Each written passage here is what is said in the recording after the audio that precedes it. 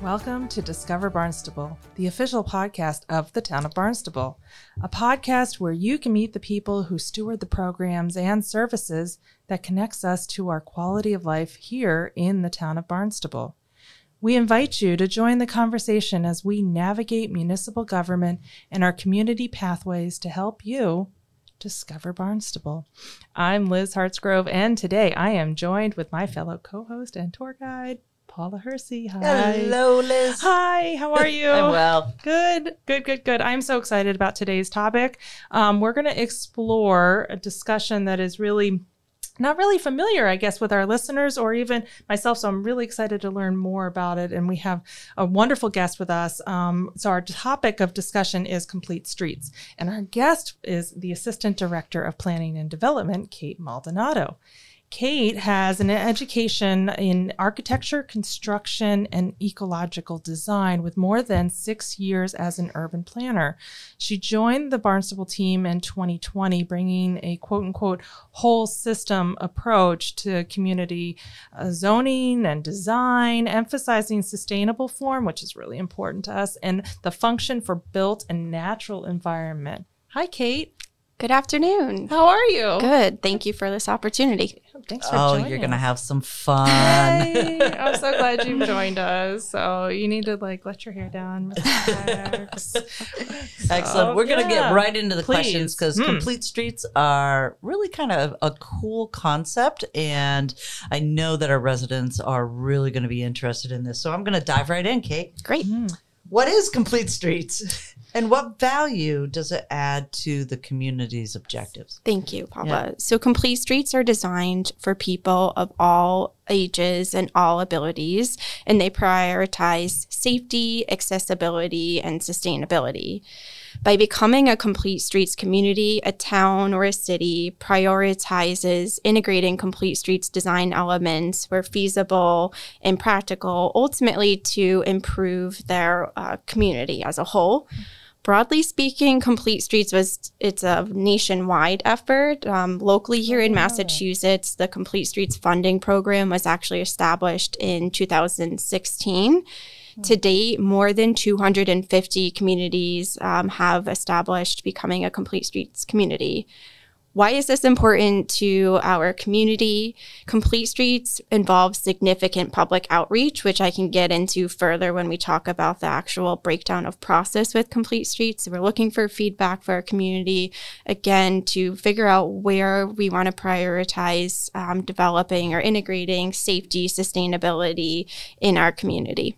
Oh, I didn't realize it was nationwide. I thought it was just like this one initiative through Massachusetts, but nationwide, huh? Yes. So actually, if you went on the Smart Growth America webpage, you can see there's a map that they show all of the different towns that are developing policies, and it's across the nation. That's so cool. That is really cool. So can you elaborate a little bit of what kinds of examples would a Complete Streets project look like?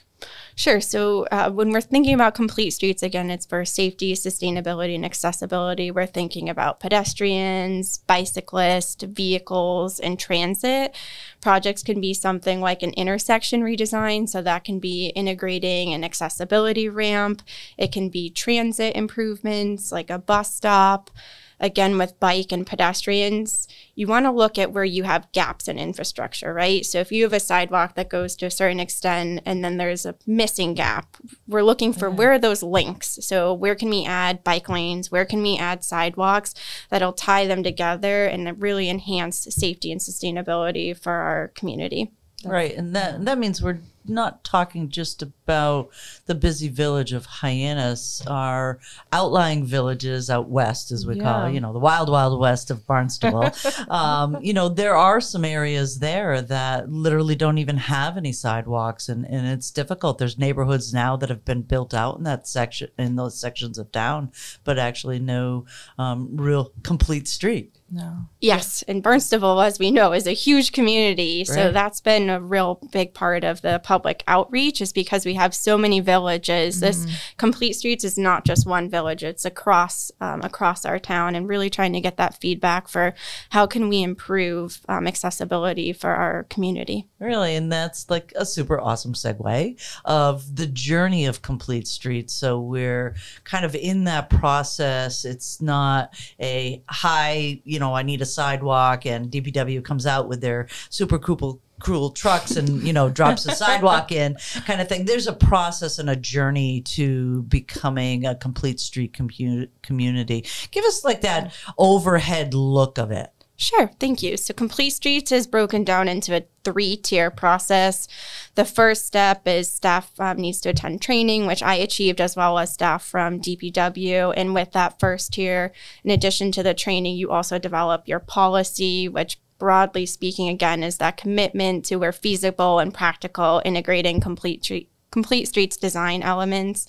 That policy went before our town council last January, was approved, and then it actually goes to Mass DOT, so Massachusetts Department of Transportation. We knew we'd have an acronym today. I was prepared for that. And you. Mass DOT has to score it, so you have to achieve a qualifying score. So that's tier 1. It boils down to essentially your policy.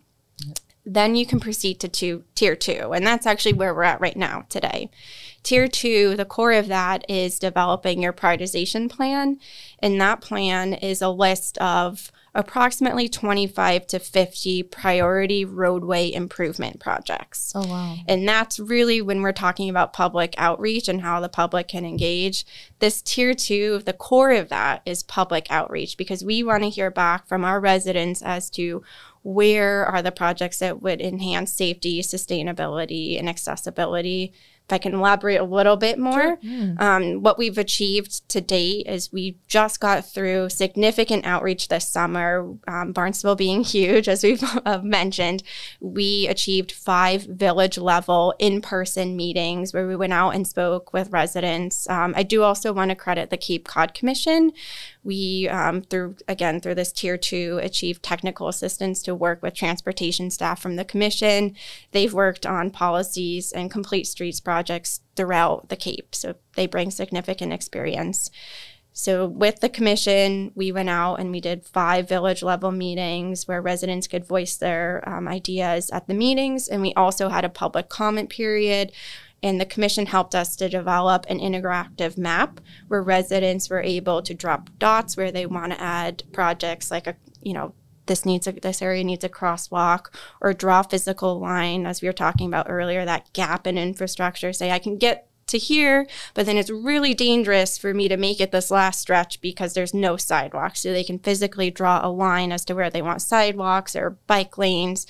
So we've just gotten through that public comment period, and we to date have received more than 500 comments, which is fantastic. That was great. So we're kind of digesting those comments right now with the commission staff, again, through that technical assistance.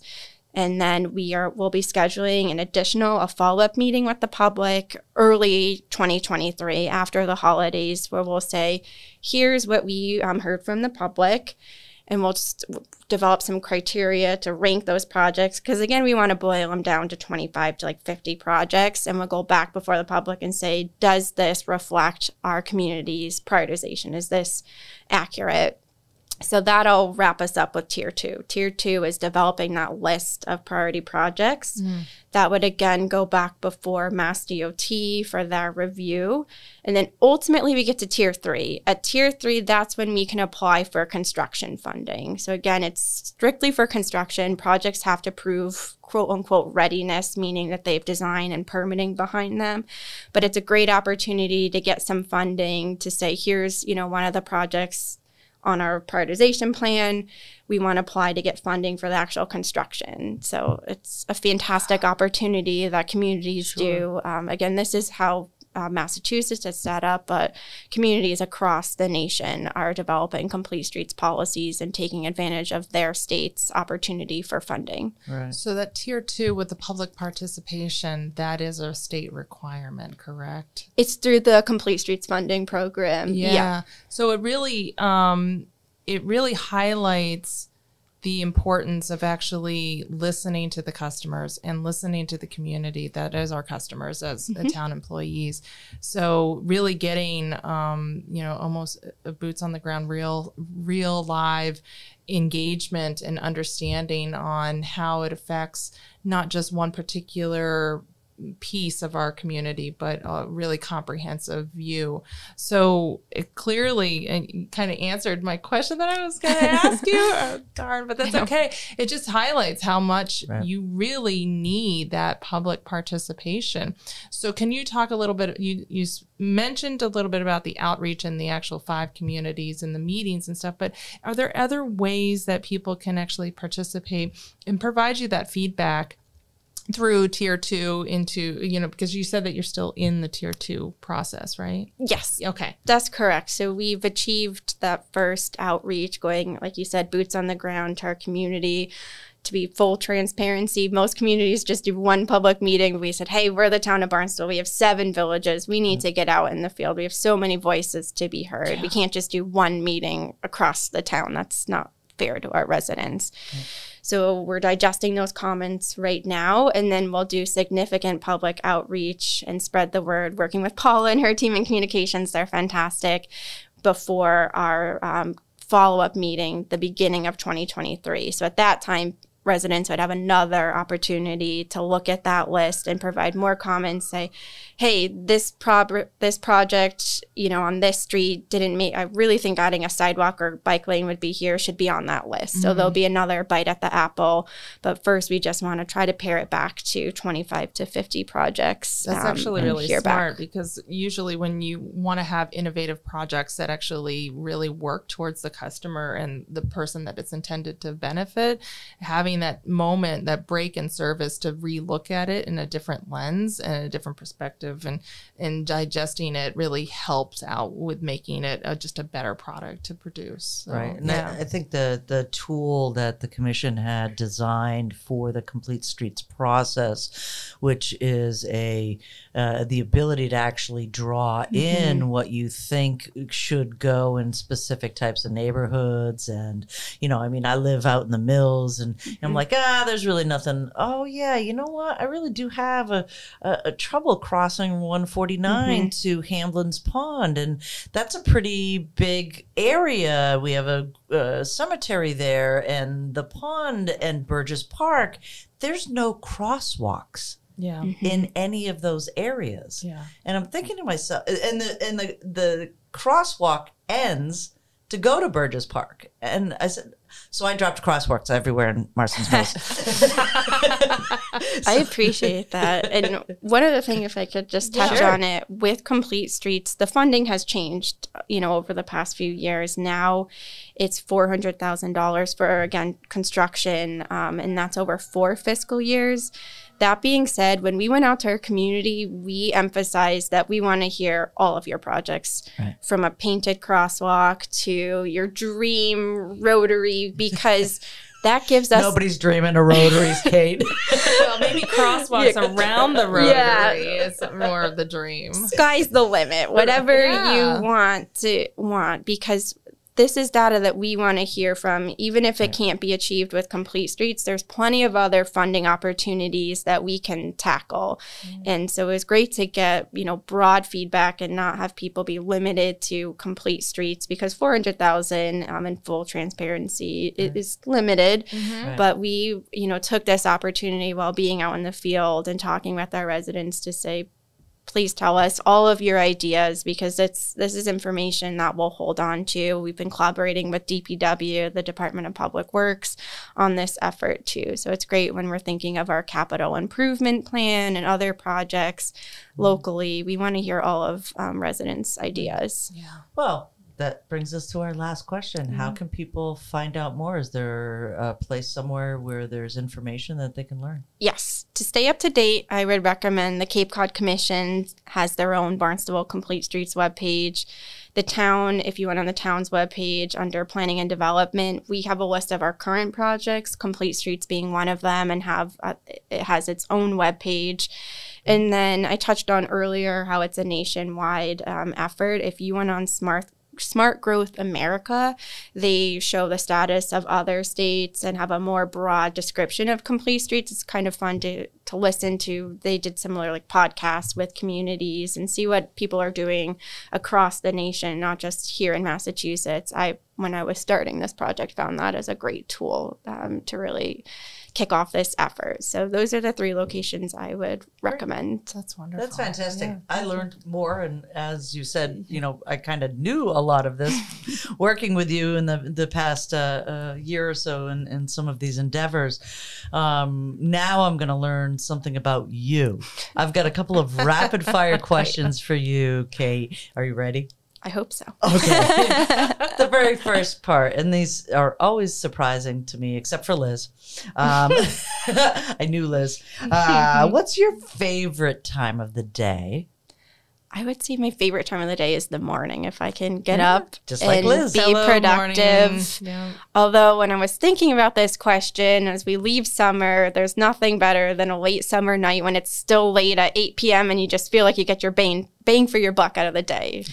But I do like the morning. Excellent. Year round. And this one, we've had some surprising answers. What was your first concert? So, I'm a big country music fan, so it was a Dierks Bentley concert. Oh, nice. Awesome. Yeah. Fantastic. And then you'll probably say all the places, but what is your favorite place in Barnstable? Yeah, so this was definitely the hardest question to answer with our 7 villages and beautiful beaches and our active downtowns. I thought hard on this question. And while we're on the topic of complete streets, I guess I would just want to highlight Barnstable Village. It's a great community. You have your sidewalks, your street trees, and crosswalks. It just feels like a safe environment for pedestrians and bicyclists and vehicles. And certainly I'm a huge coffee fan with plenty of coffee shops to stop at. So I really appreciate the complete street design elements that were integrated in Barnstable Village, but I can't really pick one place. Barnstable's beautiful, and I've loved exploring and getting to know it within the last 2 years. That's great. Fantastic. Yeah, thank you, Kate, for joining us. This has really been educational, and I hope the listeners have enjoyed listening to the explanation that you provided us, and are encouraged and curious to learn more and go to the website. And thank you, Paula, for joining me as well. Thanks to the listeners for spending time with us and on Discover Barnstable, the official podcast of the Town of Barnstable. We hope that you have found a new understanding of how your municipal government works to protect, engage, and enact for you and our whole community. Be sure to drop us a line at podcast@town.barnstable.ma.us and let us know, because we really do want to know what you would like to learn about next. Until next time, go discover Barnstable.